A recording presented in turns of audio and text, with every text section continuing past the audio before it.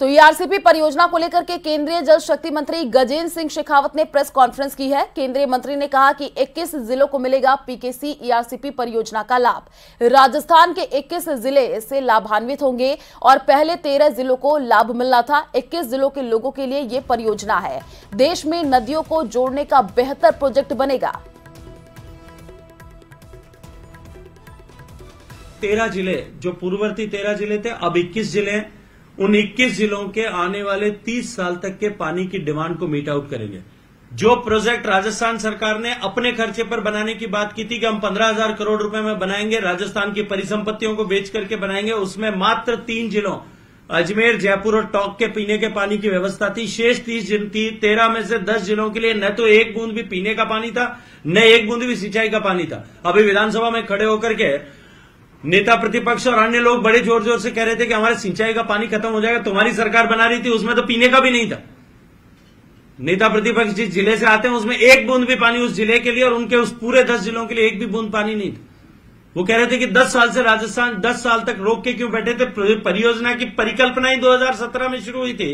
10 साल कैसे हुए थे और उन्होंने कहां से बैकवर्ड कैलकुलेशन किया था, ये तो वही गिनती बता सकते हैं। इसके अलावा जो 2 लाख हेक्टेयर नई कमांड बननी चाहिए, ये कल्पना की गई थी, वो 2 लाख हेक्टेयर की नई कमांड भी इसमें बनेगी और 80,000 हेक्टेयर का स्टेबलाइजेशन, जो लगभग 32 ऐसे छोटे बड़े बांध तालाब उनको भरने के माध्यम से होने वाला है, ये सब इसमें सुनिश्चित होगा। तो कोटा से बड़ी जानकारी आपको दे दें। ट्रेन की चपेट में आने से अज्ञात युवक की मौत का मामला सामने आया है। डकनिया रेलवे स्टेशन के पास यह हादसा हुआ है। मृतक युवक की फिलहाल शिनाख्त नहीं हो पाई है। तो उस वक्त की यह बड़ी जानकारी आपको कोटा से दे रहे हैं। ट्रेन की चपेट में आने से युवक की मौत का मामला सामने आया है। मृतक युवक की फिलहाल अभी तक शिनाख्त नहीं हो पाई है। तो अब इस पूरे मामले की जांच पड़ताल की जा रही है। डकनिया रेलवे स्टेशन के पास यह हादसा हुआ है। तो बड़ी जानकारी आपको दे दें, पीसीसी चीफ डोटासरा का शेखावत पर बड़ा हमला। आपको बता दें कि राजस्थान के सीएम गजेंद्र सिंह शेखावत बनने वाले थे, लेकिन दिल्ली से पर्ची आ गई। 1 घंटे पहले जो व्यक्ति भोजन टेंट की व्यवस्था देख रहा था उसको सीएम बना दिया गया। दिल्ली से आई पर्ची में भजनलाल शर्मा का नाम निकला। उसके बाद पर्ची सरकार यहां पर बन गई। आपको बता दें कि कांग्रेस प्रदेश अध्यक्ष गोविंद सिंह डोटासरा ने कहा राजस्थान के सीएम गजेंद्र सिंह शेखावत बनने वाले थे, लेकिन दिल्ली से पर्ची आ गई। 1 घंटे पहले जो व्यक्ति भोजन और टेंट की व्यवस्था देख रहा था उसको सीएम बना दिया गया। दिल्ली से आई पर्ची में भजनलाल शर्मा का नाम निकला। उसके बाद पर्ची सरकार बन गई।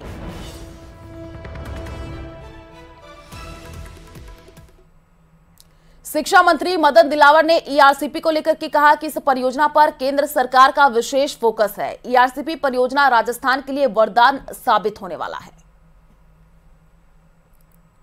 दिलावर साहब, ईआरसीपी परियोजना बेहद महत्वपूर्ण और नौनेरा एब्रा डैम करीब 80 से 90% के बीच काम इसका पूरा हो गया है। किस तेजी से दशा और दिशा बदलने का काम ये प्रोजेक्ट करने वाला है। सीएम और जल शक्ति मंत्रालय मंत्री दोनों ने विजिट किया है। देखो, ईआरसीपी बहुत महत्वपूर्ण प्रोजेक्ट है और इससे हाड़ूती नहीं, राजस्थान भर की दशा दिशा बदलेगी। लाखों किसानों को इससे लाभ मिलेगा। पेयजल के लिए पानी उपलब्ध होगा, इस धरती में पानी का रिचार्ज होगा और इसके कारण से बहुत सारे लाभ होने वाले हैं। मैं समझता हूँ ये राजस्थान के लिए वरदान साबित होगी। तो श्री गंगानगर से बड़ी जानकारी आपको दे दें। आज फिर घने कोहरे की चादर में श्री गंगानगर लिपटा हुआ है। घने कोहरे की वजह से विजिबिलिटी घट गई है। दृश्यता घटने से वाहनों की रफ्तार पर ब्रेक लग गया है।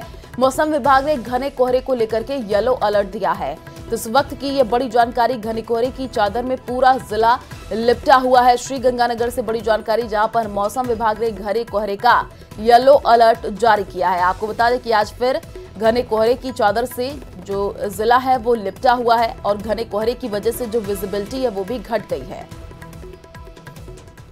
विधानसभा चुनाव में जीत के बाद अब बीजेपी का फोकस लोकसभा चुनाव पर है। ऐसे में गांव चलो अभियान की शुरुआत होने जा रही है, जिस पर बीजेपी कोर कमेटी की पहली बैठक चर्चा की गई। उसमें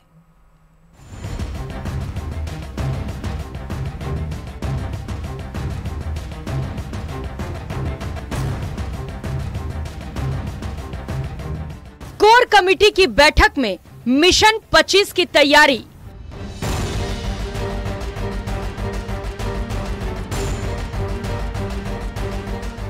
लोकसभा और राज्यसभा चुनाव की रणनीति पर मंथन।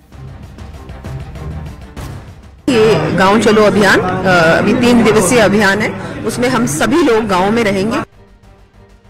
हैट्रिक बनाने की तैयारी में बीजेपी। के विस्तार और कार्यक्रमों के बारे में चर्चा हो। क्या जयपुर में कोर कमेटी की बैठक में चर्चा की गई कि कैसे बीजेपी मिशन 25 को फतेह करेगी। जीत की तैयारी को लेकर कई रणनीति बनाई गई, जिसमें संगठन को मजबूत करने, नए मतदाताओं को पार्टी के करीब लाने पर चर्चा हुई, जिसके तहत अब बीजेपी शहरी मतदाताओं के साथ साथ ग्रामीण मतदाताओं पर भी पकड़ मजबूत करेगी और इसके लिए गांव चलो अभियान की शुरुआत होने जा रही है। कार्यकर्ता हमारे हमेशा जनता के बीच रहते हैं, नेता भी जनता के बीच रहते हैं, तो उसको देखते हुए ही ये जो अभियान है, ये गांव चलो अभियान अभी 3 दिवसीय अभियान है, उसमें हम सभी लोग गांव में रहेंगे, कम से कम 24 घंटे गांव में रहेंगे और हर व्यक्ति, चाहे मुख्यमंत्री से लेकर नीचे तक सब लोग। कुछ सामान्य बैठक है, सरकार बनने के बाद पहली कोर कमेटी की बैठक हुई है और भारतीय जनता पार्टी के जो अभियान चल रहे हैं, बस उसी के बारे में बात हुई। लोकसभा चुनाव में हम पूरी शिद्दत के साथ, मेहनत के साथ जा रहे हैं और 25 की 25 सीटें हम जीत कर आएंगे। जनता से जुड़े हुए बहुत सारे अभियान है, मोदी सरकार की नीतियां हैं, विकसित राष्ट्र का संकल्प है, उन सभी बातों के साथ हम जनता के बीच में जा रहे हैं। गांव चलो अभियान में बीजेपी ने पूरी ताकत झोंक दी है। गांव चलो अभियान 9 से 11 फरवरी तक चलेगा। अभियान में केंद्रीय मंत्री, सांसद, मुख्यमंत्री और उनके मंत्रिमंडल के सदस्यों, पार्टी के वरिष्ठ कार्यकर्ता गांव में जाकर 24 घंटे बिताएंगे और लोगों से फीडबैक लेंगे। रात में चौपालों का आयोजन होगा। केंद्र की योजनाओं के बारे में जनता को बताया जाएगा। इतना ही नहीं, जो लोग योजनाओं का लाभ नहीं उठा सके, उन्हें योजनाओं का फायदा दिलवाने पर जोर रहेगा। इसके अलावा मतदाता लिस्ट से जिन लोगों के नाम कट गए हैं, उन्हें वापस जुड़वाया जाएगा। महिलाओं और युवाओं को पार्टी से जोड़ने के लिए कार्यक्रम करवाए जाएंगे। गांव चलो अभियान, नव मतदाता और नए दृष्टि से नए लोगों को जोड़ना पार्टी, और सब जो क्लस्टर दिए हैं उन क्लस्टरों में काम करना। प्रदेश की लोकसभा की सभी 25 सीटें जीतने के लिए पार्टी ने जान लगा दी है। लोकसभा सीटों को क्लस्टर में बांटकर तैयारी तेज कर दी गई है। बीजेपी ने पार्टी के दिग्गज नेता सतीश पूनिया, राजेंद्र राठौड़, अरुण चतुर्वेदी, प्रभुलाल सैनी, नारायण पंचारिया और राजेंद्र गहलोत जैसे नेताओं को लोकसभा सीटों का जिम्मा दिया है।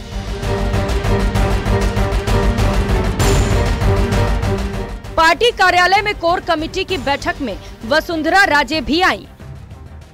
पार्टी में एकजुटता का संदेश देने के लिए लंच डिप्लोमेसी भी हुई। मिशन 2024 पर फोकस करने का आह्वान किया गया।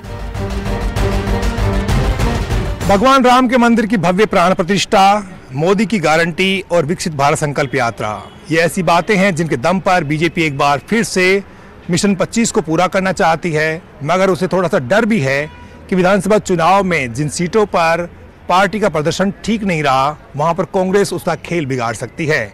इसलिए बहुत ही सोच समझकर पार्टी रणनीति बना रही है ताकि मिशन 25 पूरा हो जाए और एक बार फिर से नरेंद्र मोदी देश के प्रधानमंत्री बन जाएं। कैमरा पर्सन दिलीप चेची के साथ बाबूलाल धायल, न्यूज़ 18 जयपुर।